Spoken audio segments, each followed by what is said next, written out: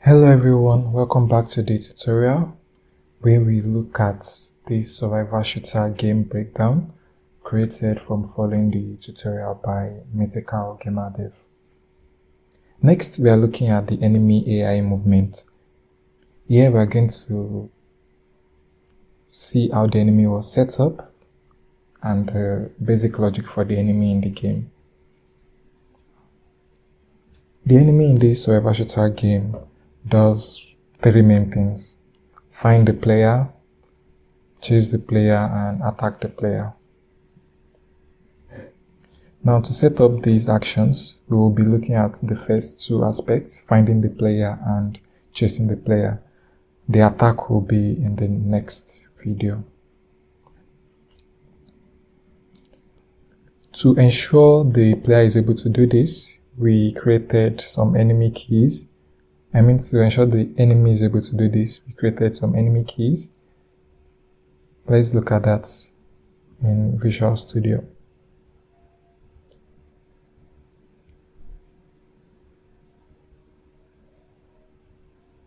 In the enemy keys, we set the target location and its player in range. For now, I think it's just the target location we really need. His player in range is for the attack, which was set up later. So we'll look at the two of them. Target location is to get the player location, and his player in range, it checks if the player is close enough for the enemy to attack. Back in Unreal Engine, we then set up the behavior tree and the blackboard for the enemy. Let's have a look at them.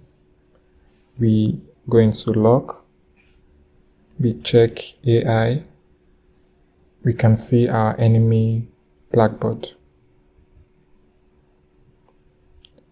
In our enemy blackboard, we added the keys for target location and his player in range. We ensure their name is correct, everything is set up correct. The key type, vector, and for target location, and bool for his player in range. The next thing we did was set up the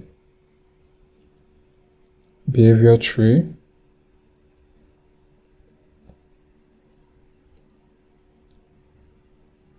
We did a basic setup of the behavior tree while following the tutorial.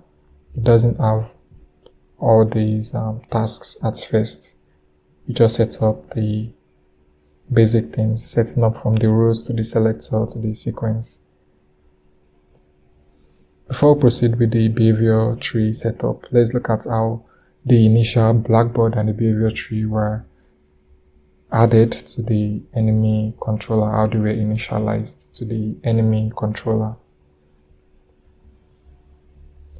To initialize them properly, we created an enemy AI controller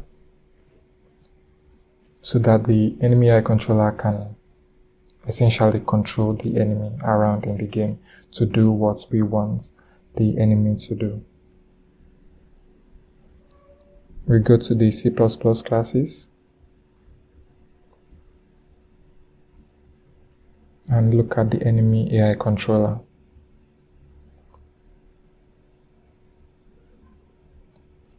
Looking at the header file, the enemy AI controller mainly sets up the blackboard components, the behavior tree and the behavior tree components for us so that we can then utilize them in the C++ file. Next, we did all the necessary initialization for the behavior tree and blackboard right here in the enemy AI controller.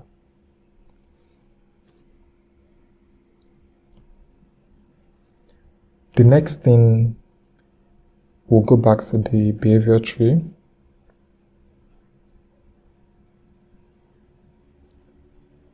The next thing we did was to create this is player in range service that checks the distance of the player, the enemy to the player, and based on that, decide what action the enemy should be carrying out. Let's look at the isPlayerInRange service. We head back to the C++ classes and check out this isPlayerInRange service.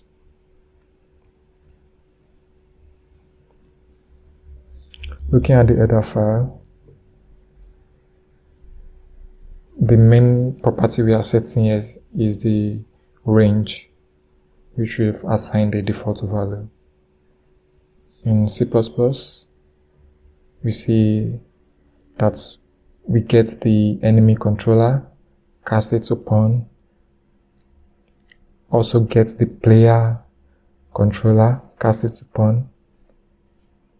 Now that we have that, we then set the enemy distance to the player. We then check if it is within the range. If it is less than the range, that means the player is in range. So we set the set value as bool for this isPlayerInRange key right here. All we are doing in this service is setting the value of isPlayerInRange to true or false depending on how close the enemy is to the player. Heading back to the behavior tree.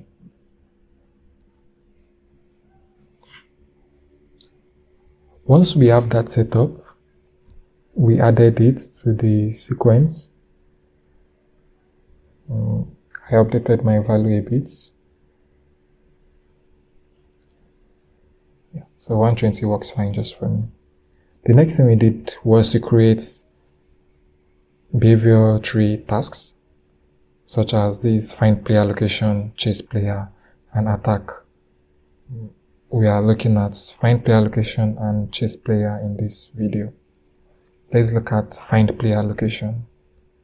Going back to the C++ classes, we look at find player location, the task. Looking at the header file, the main thing we are doing is initializing and executing the task. Looking at the C++ file now, we ensure this node name that we set here is the same that we set in Unreal Engine for the behavior in the behavior tree.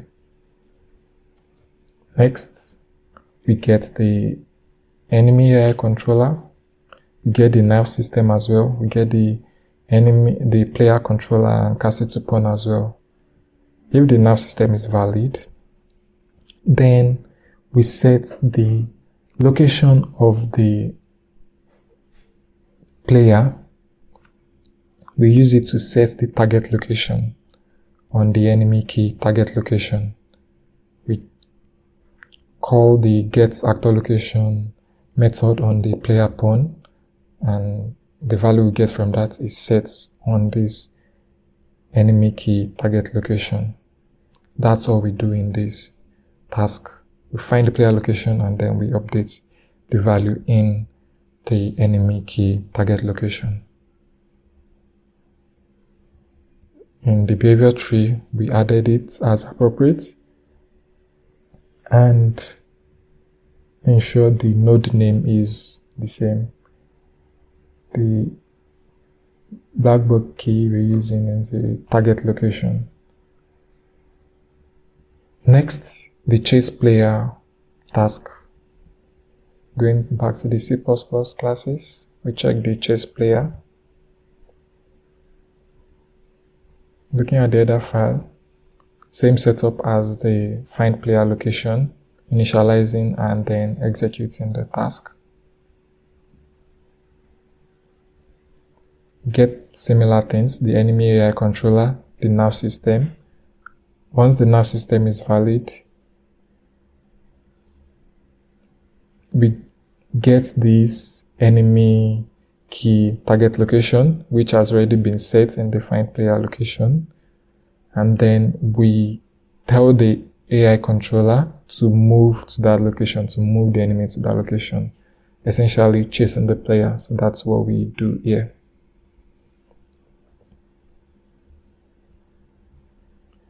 Come back to the behavior tree and add that here as well, and ensure everything is set up correctly. So at this point in the tutorial, what we have is this, then these two tasks. The attack comes later. So for now, the enemy can find the player and then chase the player. Now, how do we actually test this? In the tutorial, we set up the enemy actor and then created a blueprint from that. Let's have a look at that. We created the enemy.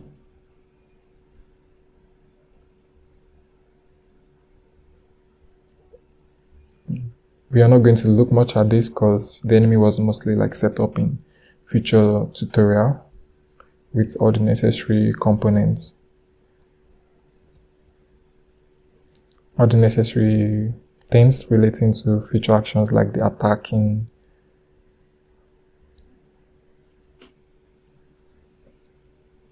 Let's go back to Unreal Engine and look at the blueprints implementation.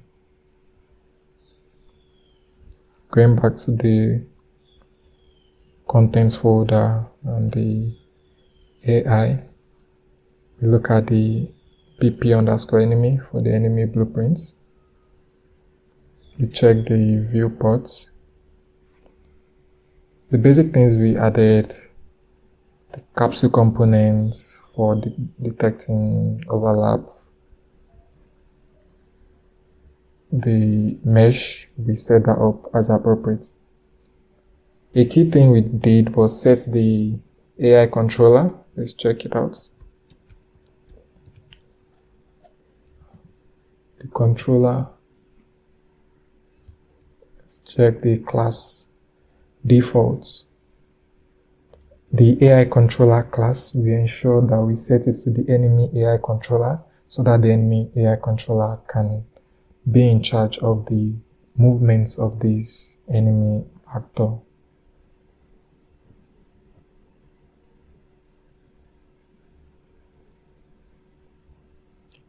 And that's the important thing. The animations were set up in the next tutorial, so that will be looked at as well. Once this is set up, then we can test the movements in the actual game.